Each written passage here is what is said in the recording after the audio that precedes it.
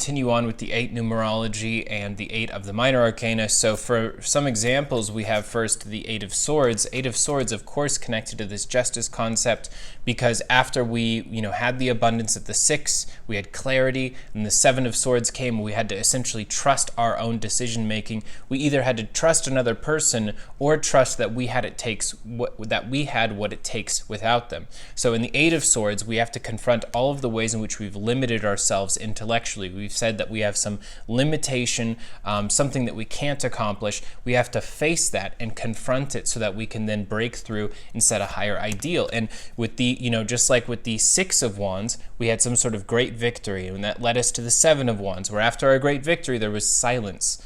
And during that silence, we then had to basically trust that we are the victory, that we have what it takes once something greater comes along. And if we were able to stay that way, the 8 of wands is where we then set a higher ideal for ourselves. So maybe we set off on this journey having this expectation of the 6 being the greatest possible accomplishment, and then only to be confronted with the silence of the 7, and then to be confronted with the 8 numerology of the 8 of wands. And being able to say, you know what, not only have I accomplished this, not only could I accomplish this, but I can accomplish something of a far greater magnitude.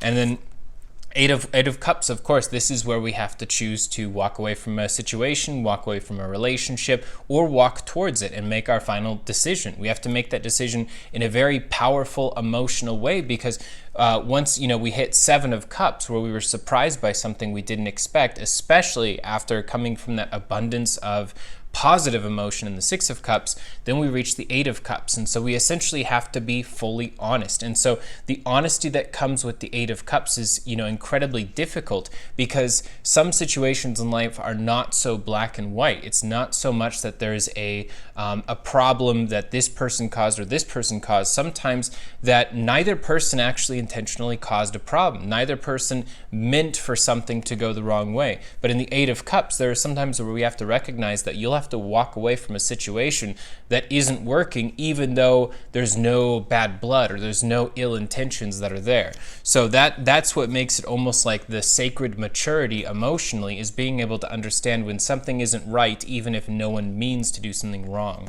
And for the 8 of coins, oftentimes this will directly correlate to a new type of education that you take on, specifically because that skill or that education you bring in brings in some sort of new skill set that's valuable in a way.